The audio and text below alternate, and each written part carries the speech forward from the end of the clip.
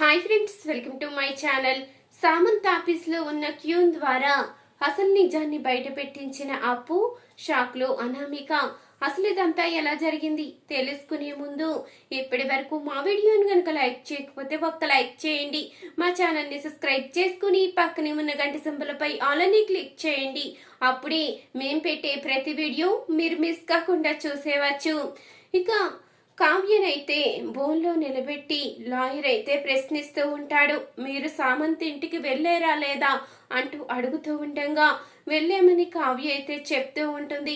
అక్కడ నీ భర్త ఏమన్నాడు అంటూ అడుగుతూ ఉండగా నా భర్త ఏమీ అనలేదు, ఇంకొకసారి గనక నా జోలికి వస్తే ఊరుకోనని చెప్పారు తప్ప అంతకు మించి ఏమీ అనలేదు అంటూ కావ్య అనగానే లేదు, అక్కడ కోపంగా వెళ్ళిన నీ భర్త ఇంకొకసారి గనక కంపెనీ జోలికి వస్తే చంపేస్తానని వార్నింగ్ ఇచ్చాడా లేదా అంటూ లాయర్ అయితే అడుగుతూ ఉంటాడు కావ్యని. అవును ఇచ్చారు అంటూ కావ్య చెప్పంగానే ఇక లాయర్ అయితే చూశారు కదా యువరానర్, అక్కడ వార్నింగ్ ఇచ్చినట్టు తన భార్య స్వయంగా ఒప్పుకుంది. ఇంకా ఇలాంటి ముద్దాయికి బెయిల్ మీద బయటికి పంపిస్తే సాక్ష్యాలన్నీ తారుమారు చేస్తారు. తప్పు చేసిన వాళ్ళకి ఖచ్చితంగా శిక్ష పడవలసిందే, అందుకని బెయిల్ మంజూరు చేయకుండా ఉండవలసిందని కోరుతున్నాను అంటూ లాయర్ అనగానే ఆ మాటకి జడ్జి కూడా బెయిల్ అయితే మంజూరు చేయరు. ఇలాంటి వ్యక్తిని బయటికి పంపిస్తే తనకున్న పలుకుబడితో సాక్ష్యాలన్నీ తారుమారు చేసే అవకాశం ఉంది కాబట్టి బెయిల్ మంజూరు చేయడం లేదు అంటూ ఇక చెప్పంగానే ఇక కావ్య మీద అందరికీ అయితే కోపం వస్తుంది. ఇక ఇంటికి రాగానే ఇక అపర్ణ అయితే కావ్యని నిందిస్తూ ఉంటుంది. ఈరోజు నీ కారణంగా నా కొడుకు బయటికి రాకుండా అయిపోయింది. ఇప్పటి వరకు నువ్వు ఏ నిర్ణయం తీసుకున్నా కరెక్ట్గానే తీసుకున్నావు, కానీ నా కొడుకు విషయంలో మాత్రం చాలా తప్పుగా నిర్ణయించుకున్నావు.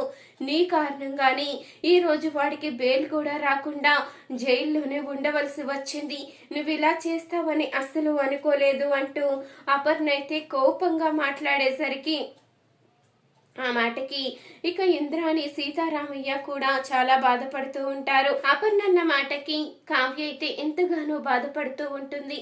లేదత్తయ్య, నేను అక్కడ నిజమే చెప్పాను, ఆ రోజు మీ అబ్బాయి అలా అన్నారు కాబట్టి అలా చెప్పాను అంటూ ఇక కావ్య అనగాని ఏంటనేది వాడేదో కోపంలో అన్నాడు, ఇప్పుడు నువ్వు ఆ మాట కోర్టులో చెప్పడం వల్ల నిజంగా వాడు ఉద్దేశపూర్వకంగానే హత్య చేశాడని నిర్ణయించుకున్నారు, అందుకని వాడిని బయటికి రాకుండా చేశారు.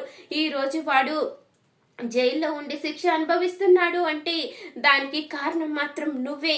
బయటికి రాకుండా పోలీస్ స్టేషన్లోనే ఉండి వాడు ఎంతగా బాధపడుతున్నాడో, ఎంతగా ఇబ్బంది పడుతున్నాడో నా తల్లి మనసుకే తెలుసు అంటూ ఇక అపర్ణ అయితే కోపంగా లోపలికైతే వెళ్ళిపోతుంది. ఇక వాటికి కావ్య అయితే కుప్పకూలిపోతుంది. నేను చేసిన తప్పేముంది, నేను ఉన్నదే కదా చెప్పాను, అత్త ఎందుకు నన్ను అపార్థం చేసుకుంటున్నారు అంటూ కావ్య బాధపడుతూ ఉండగా ఇంతలో ఇంద్రాణి అయితే వస్తుంది. నువ్వు బాధపడకమ్మా, జరిగిందేదో జరిగిపోయింది, ఇక మీదట మనం ఆలోచించవలసింది రాజుని ఎలా బయటికి తీసుకురావాలా అని. రాజే తప్పు చేయలేదని మనకి తెలుసు, కానీ కోర్టుకి కావాల్సింది సాక్ష్యాలు కదమ్మా, అవి సంపాదించే పనిలో ఉండాలి. ఖచ్చితంగా నువ్వు తలుచుకుంటే రాజు నిర్దోషాన్ని నిరూపించగలవు అంటూ ఇక చెప్పంగానే ఇంతలో కావ్య కూడా ఆలోచిస్తూ ఉంటుంది. నిజమే, ఇప్పుడు అత్త ఏదో అందని నేను బాధపడితే కుదరదు, ఆయన్ని ఎలాగైనా బయటికి తీసుకువచ్చే మార్గం వెతకాలి అంటూ ఇక కావ్య అయితే ఆలోచిస్తూ ఉంటుంది. ఇక కావ్య ఆలోచిస్తూ ఉండగా ఇంతలో అప్పు అయితే వస్తుంది. అక్క, నన్ను క్షమించక్క, నేను ఏమీ చేయలేని స్థితిలో ఉన్నాను, అందుకనే బావగారిని అరెస్టు చేసి తీసుకెళ్లవలసి వచ్చింది. కానీ నేను నీకు మాటిస్తున్నాను, ఖచ్చితంగా బావగారు ఏ తప్పు చేయలేదని నేను నిరూపిస్తాను, సాక్ష్యాలన్నీ నేను సంపాదిస్తానక్క. ఇదంతా అనామికే చేసిందని నాకు అనిపిస్తుంది, నేను ఖచ్చితంగా సాక్ష్యాలన్నీ బయట పెడతాను అంటూ ఇక అప్పు అనగానే ముందు మీ బావగారు బయటికి రావాలప్పు, అప్పుడే మనమందరం ప్రశాంతంగా ఉండేది, లేకపోతే అత్తయ్య చాలా బాధపడుతున్నారు, ఇంట్లో అందరూ కూడా బాధపడుతున్నారు అంటూ కావ్య అనగానే, నేను విన్నానక్క, అత్తయ్య నిన్ననే ప్రతి మాట కూడా నేను విన్నాను. ఇదంతా నా కారణంగానే కదా, నేను బావగారిని అరెస్ట్ చేయడం వల్లే కదా అంటూ అప్పు అనగానే, లేదప్పు, నీ డ్యూటీ నువ్వు చేశావు, నన్ను అడిగిన ప్రకారం నేను చెప్పాను. ఇందులో తప్పంటూ ఉంది అంటే ఇప్పుడు హత్య చేసి ఆయన మీద నింద వేసిన వాళ్ళదే. మనం వాళ్ళని పట్టుకోగలిగితే ఖచ్చితంగా ఆయన బయటికి వస్తారు, అప్పుడు ఎలాంటి ఇబ్బంది ఉండదు అంటూ కావ్య అయితే చెప్తూ ఉంటుంది. ఈ రోజు నుంచి నేను అదే పని మీద ఉంటానక్క.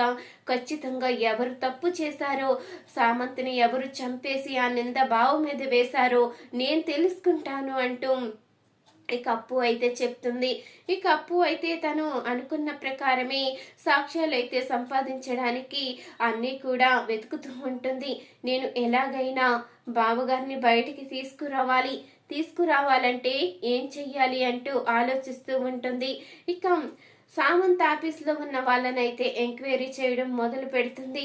ఇక సామంత్ ఆఫీస్లో పనిచేసే క్యూన్ అయితే చాలా దర్జాగా అన్నీ కొనుక్కుంటూ ఎంతో ఆనందంగా ఉన్నాడని కొంతమంది ద్వారా తెలుసుకున్న అప్పు అయితే, ఒక క్యూన్గా పనిచేసే వ్యక్తి అంత ఖరీదైన కారు, అంత ఖరీదైన బంగ్లా ఎలా కొనగలుగుతాడు, అసలు ఇంత దర్జాగా ఎలా బతకగలుగుతాడు అంటూ ఇక ఆలోచిస్తూ ఉంటుంది. అప్పు అయితే వీణ్ణి పట్టుకుంటే ఖచ్చితంగా ఏదోటి సాక్ష్యం దొరికే అవకాశం ఉంది, వీణ్ణి ముందు ఎంక్వైరీ చేస్తే నిజాలు బయటపడే అవకాశం ఉంది అంటూ అప్పు అయితే ఇక క్యూన్ దగ్గరికి అయితే వెళ్తుంది.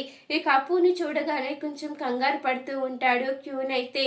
నేను నిన్ను ఎంక్వైరీ చేయడానికి వచ్చాను అనగానే, నాకేం సంబంధం ఉంది మేడం, నాకు సామంత్ గారి హత్యకి ఎలాంటి సంబంధం లేదు, నన్ను వదిలేయండి, నేనేమి చూడలేదు, నేనేమి చెయ్యలేదు అంటూ కంగారు పడుతూ చెప్పేస్తూ ఉంటాడు క్యూన్ అయితే. ఇక ఆ మాటలకి అప్పు కడితే అర్థమైపోతుంది, అంటే ఖచ్చితంగా వీడికి నిజం తెలుసు, అందుకని ఇంత కంగారు పడుతున్నాడు అంటూ ఇక అప్పు అయితే నిలదీయడం మొదలు పెడుతుంది. నువ్వు నిజం చెప్పు, నువ్వు గనుక నిజం చెప్తే నీకు శిక్ష పడకుండా చూసే బూచి నాది, నువ్వు గనుక నిజం చెప్పకపోతే నిన్ను కూడా జీవితాంతం జైల్లో చెప్పకూడదు తినేలా చేస్తాను, నా సంగతి నీకు తెలియదు అంటూ అనగానే, మీ సంగతి నాకు తెలుసు మేడం, ఇంట్లో వాళ్ళనే మీరు వదలలేదు అంటే నన్నెందుకు వదులుతారు, నన్నేమీ చెయ్యకండి, నేను నిజం చెప్పేస్తాను, సామంత్ గారిని చంపింది అనామిక గారే. ఆ రోజు అందరి ముందు రాజు సారు అవమానించి వెళ్ళిన తర్వాత ఇక సామంత్ సార్ అనామిక మేడంని కొట్టిన తర్వాత ఆవిడ చాలా కోపంతో మీ సంగతి చెప్తాను అంటూ కోపంగా ఎదురు చూస్తూ ఉండంగానే, ఇంతలో ఆఫీస్లో సామంత్ సార్ ఏదో వర్క్ చేసుకుంటూ ఉండంగా అనామిక మేడం వచ్చారు.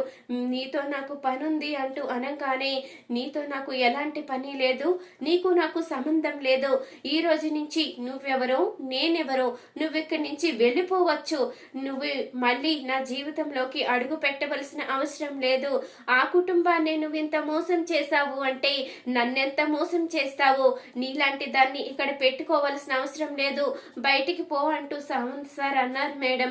అప్పుడే అనామిక మేడం సామంత్ సార్ని తలపైన కొట్టారు. ఇక ఆ నింద ఆవిడ మీద పడకుండా ఎలాగైనా ఆ నింద రాజ్ సార్ మీద నెట్టాలని కావాలని పగడ్బందీగా ప్లాన్ చేసి అక్కడికి కంపెనీ దగ్గరికి రాజ్ సార్ వచ్చేలా చేశారు.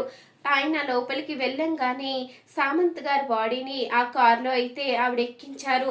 అదంతా నేను చూశాను, నేనెక్కడ నిజాన్ని బయట పెట్టేస్తాను అని నాకు ఈ డబ్బులు ఇచ్చి నువ్వు నిజాన్ని బయట పెట్టడానికి వీల్లేదు అంటూ ఆవిడే చెప్పారు మేడం అంటూ ఇక క్యూన్ అయితే మొత్తం అన్ని నిజాలు బయట పెట్టేస్తాడు. ఇక క్యూన్ అయితే మరుసటి రోజు కోర్టుకైతే తీసుకువస్తుంది అప్పు. ఇంతలో ఇక రాజ్ అయితే తప్పు చేశాడని, రాజుకి శిక్ష వెయ్యాలని లాయర్ అయితే వాదిస్తూ ఉంటాడు. ఇక మీ ఏపిన ఎలాంటి సాక్ష్యాలు లేవు కాబట్టి మీకు శిక్ష పడుతుంది అంటూ జడ్జి గారు అనగానే, ఇంతలో అప్పు అయితే క్యూన్ని లోపలికైతే తీసుకువస్తుంది. ఆగండి సార్, అసలు తప్పు చేసింది ఎవరో నేను నిరూపిస్తాను అంటూ అప్పు అయితే క్యూన్ని తీసుకువస్తుంది. ఇక క్యూన్ దగ్గర ఉన్న డబ్బులు సూట్ కేసును కూడా తీసుకుని వస్తుంది. అవి జడ్జి ముందు పెట్టి క్యూన్ ద్వారా అయితే నిజాన్ని చెప్పిస్తుంది. అవును సార్, హత్య చేసింది అనామిక గారే, ఆవిడే ఈ నిజాన్ని నేను బయట పెట్టకూడదని నాకు ఈ డబ్బులు ఇచ్చారు అంటూ ఇక చెప్పగానే లేదు, నాకు వాడికి ఎలాంటి సంబంధం లేదు, ఈ అప్పు కావాలనే చెప్పిస్తుంది అంటూ చెప్పగానే ఇంతలో ఇక అప్పు అయితే తన దగ్గర ఉన్న సీసీ ఫుటేజ్ అయితే బయట పెడుతుంది. అక్కడున్న సీసీ కెమెరాలు పనిచేయకుండా చేసిన ఇక మిగతా రోడ్డు మీద సీసీ కెమెరాలు పనిచేస్తే కదా సార్, బయట రోడ్డు మీద ఉన్న సీసీ కెమెరా ద్వారా ఈ వీడియో తీశాను అంటూ ఇక అప్పు అయితే ఆ వీడియోని ఇవ్వంగానే అది చూసిన జడ్జికి అయితే మొత్తం అర్థమవుతుంది. అంటే తప్పు చేసింది అనామిక, తనకు కాబోయే భర్త అంటూ తన చేతులతోనే చంపేసి ఈ నింద ఈయన మీద వేసి తాను మాత్రం ఆనందంగా ఉండాలనుకుందా.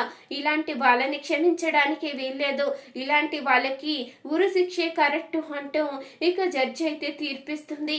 ఇక ఆ తీర్పుతో తను తీసుకున్న గోతులో తనే పడినందుకు అనామిక అయితే కుమిలిపోతూ ఉంటుంది.